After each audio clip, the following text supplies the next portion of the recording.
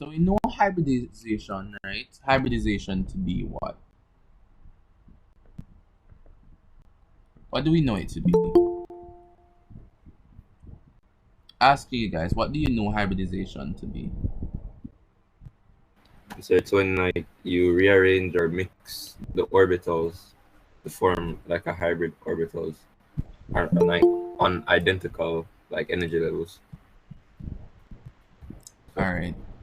Okay, so what I'm going to do, I know that a lot of persons are joining now, like 2.5 hours after, right?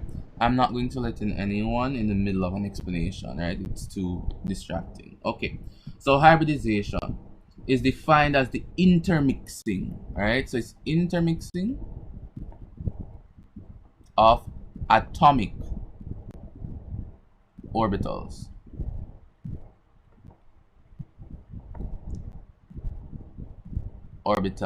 Right? Fine so far? Yes, sir. And yes, this sir. is done to produce orbitals of higher energy. Right?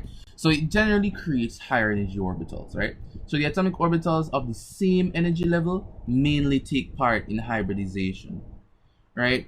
So what we have to focus on is something like carbon, right?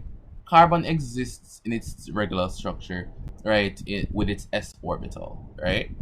Can somebody give me the electronic configuration of carbon, please?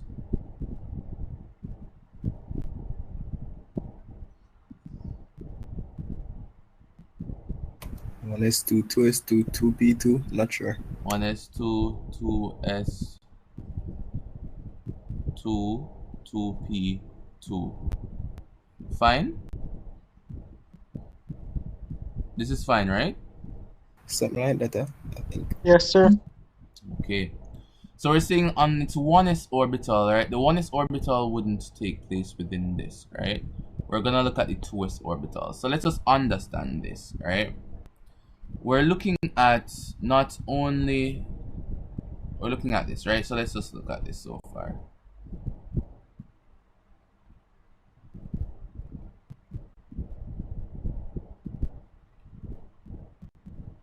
Well,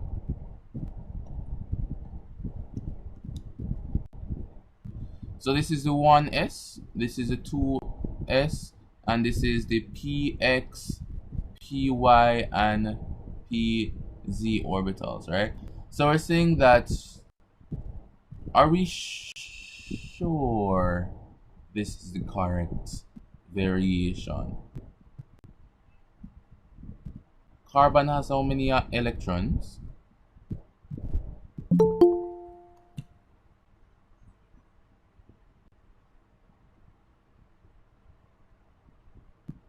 Can somebody tell us? 6. So it has 6 electrons generally, right? So we have to understand how it even gets 4 electrons to work with in the first place, right? So let us have a look at that, the hybridization of carbon. So with the hybridization of carbon, remember what we're saying, that we have the intermixing of atomic orbitals, right? That's generally what we're talking about. So we're saying that the atomic orbitals, right, the electrons will generally, mix to create different structures, right? So what we have to understand is that the X, Y, and Z, okay, that we have the 1s remaining, right? So the 1s is generally stabilized. But as energy is added to the system, noting so far as energy is added to the system, right, there we are going to have something called electron promotion. So when energy is added to the system, this is carbon at its ground state. But when energy is added, we're going to have an electron promotion, right? So this electron is going to be promoted to this energy level, right? Remember, we're talking about the energy here, right? The energy goes up like this. When we have this promotion happening, this is what we're going to be able to see. The 1s is still going to have its 2 electrons, but we're going to see that the 2s right? And the P's are going to have similar energy levels, Py and Pz. All of them with 1 electron in each, right? This allows, right, for carbon to be able, right, to bond with 4 different things. So this is the ground state that we're talking about out here, ground state. And here we have our excited states.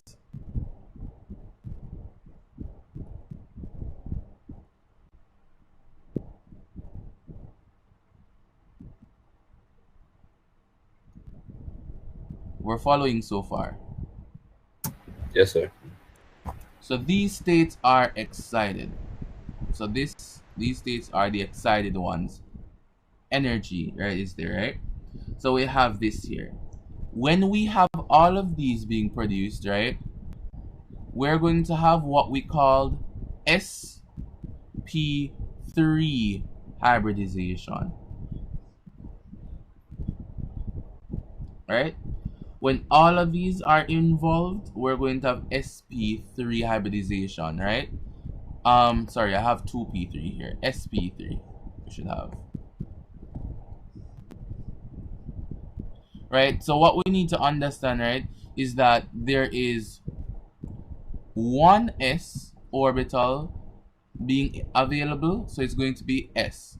And there is 1, 2, 3 p orbitals that are available, hence sp3 hybridization. Does it make sense? So when carbon is bonded to 4 hydrogens, right, we can see that the electrons are participating. So the black ones are the electrons for carbon, right? And they're bonding with the electrons for hydrogen. So this carbon is sp3 hybridized. Any questions? Wait, so are there 4 sp3 hybridized orbitals in carbon? Yes, there are.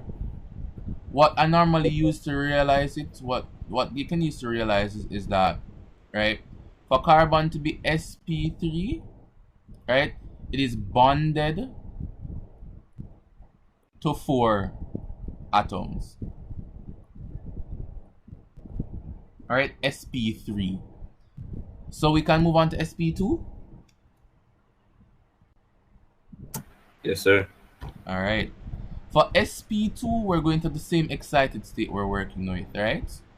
But what we realize now is that one of the p orbitals, right, are not taken into consideration, right? So for sp2 hybridization, we're gonna have something like this, right? So we're gonna have something like this. Somebody consider typical. Let's say that it is a OH, right?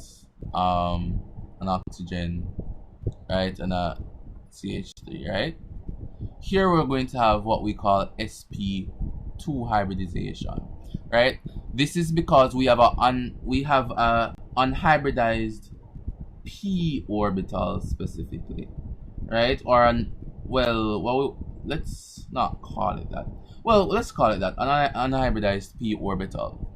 So here now we're going to have carbon in and of itself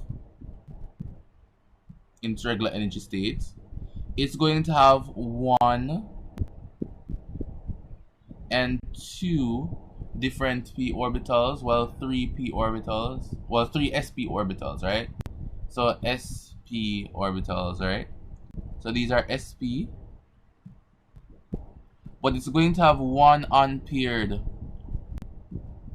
right? 1 unhybridized p orbital, right? So what we're looking at here is that the carbon now, it can create a sigma bond with hydrogen, right? But let's say that we have an oxygen here, right? It's going to create a sigma bond with oxygen, yes, right? But these unhybridized p orbital is going to overlap with the unhybridized p orbital of the oxygen, right? Above and below. So this is going to be pi. And in here it's going to be sigma.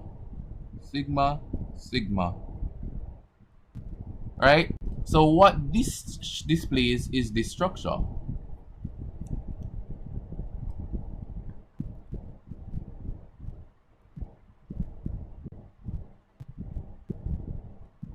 So what we're seeing here is that if the carbon is bonded, right?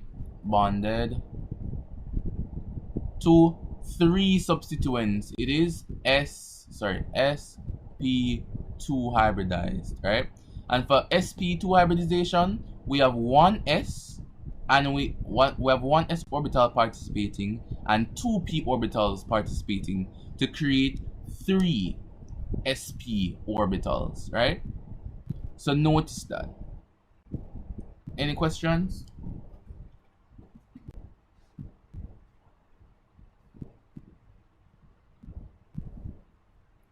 So this is sp2 hybridized.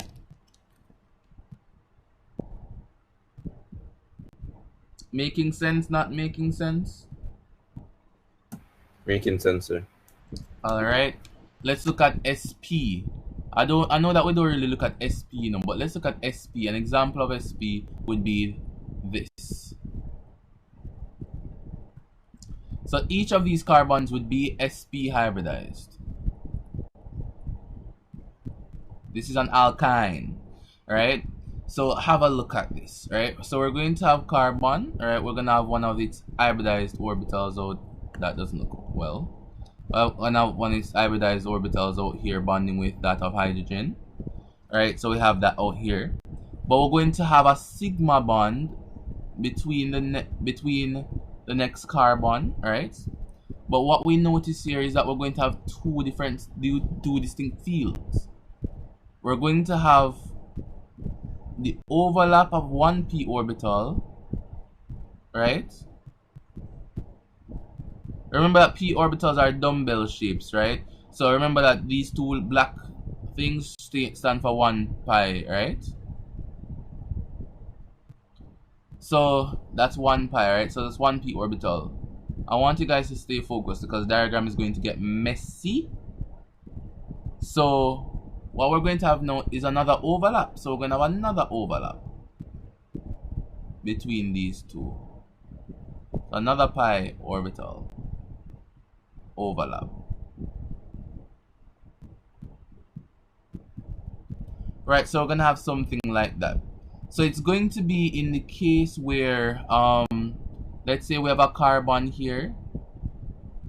Alright, we have a p orbital overlap. Okay, let me see if I can find a diagram, right? But it's going to get messy, right, to draw it like that. So sp hybridization. Let me get a diagram to show that.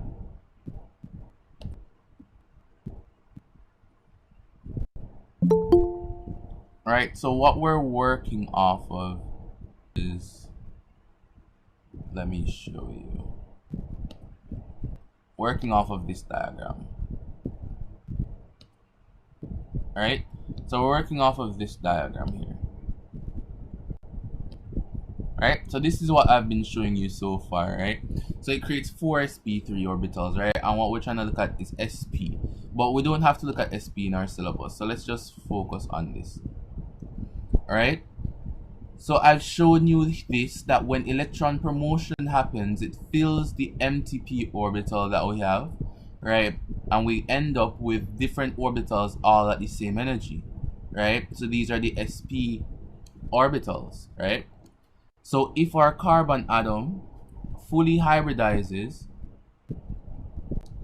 right, to produce 4 sp orbitals, it is sp3, well, it's sp3 hybridization, Alright?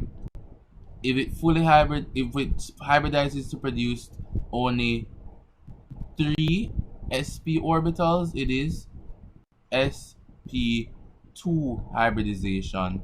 And if it only hybridizes to create 2 sp hybrid orbitals, it is sp hybridization. So it's something like that. Following so far? Yes, sir. So what we saw, or what we could have seen, let me see, in, give me a moment.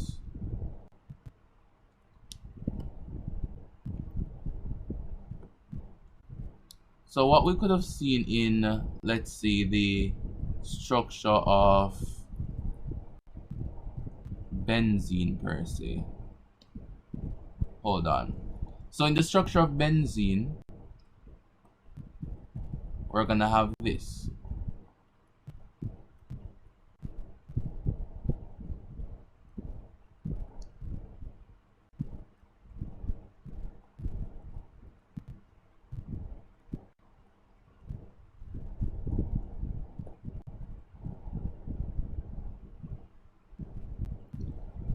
Following?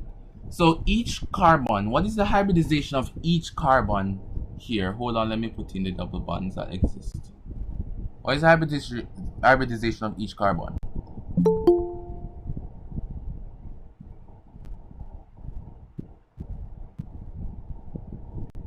So is it sp2?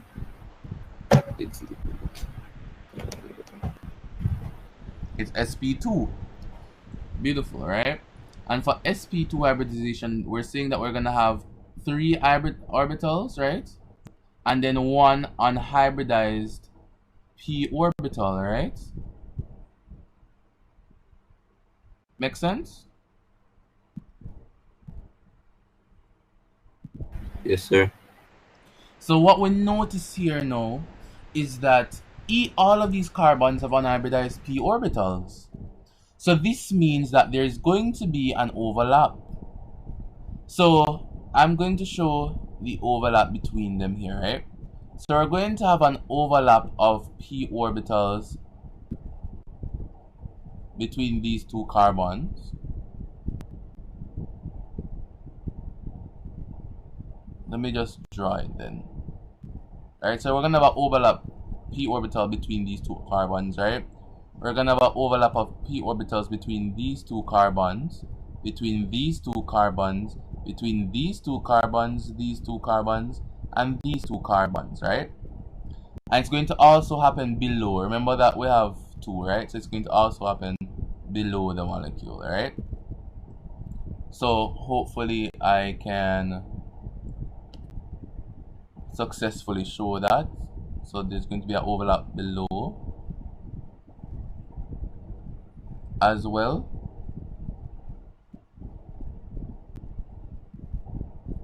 Right, so we're gonna have a carbon system like that. So we're going to have p orbitals connecting above and below the ring. Right, so when they connect above and below the ring like that, so it's gonna be above and below the ring like that, and it's going to go around, right? This means that electrons can travel, right, or can be at any point within the ring. Yes or no? Yes, sir. So if the p orbitals overlap across, well, the overlap stretches across the entire ring, right, we can note that electrons can exist around the entire ring. And because orbitals are areas of probable electron location, this means that, right, because the orbital extends across, well, the orbital that we now call, the molecular orbital that we now call a ring system, right, it extends across the entire ring. That means that electron can be found at any point within the ring. Yes or no? Yes, sir. Right? So that is it. So electrons are constantly in motion, right? So always in motion, and they are what we call delocalized electrons, right? localized, right? And they're in constant motion. And we know that already from the first day of chemistry back in C-Sec. Dalton's particulate theory. Particles and matter are in constant motion. The first thing you should have heard from a chemistry teacher, right? So, electrons are in constant motion within these rings, right? And by the fact that the p orbitals overlap across the entire ring, creating an entire harmonious ring system, right? We're going to have delocalization as electrons can move freely around the ring, right? So here is where we see what we call resonance, and it creates aromatic structure. This is what aromaticity is. And when you look at unit 2, you're going to explore reactions of arenes, right? So we're going to have this is what we use to describe a ring system, showing that electrons can move throughout the entire ring system, right? So that is what resonance is. Are there any questions or concerns?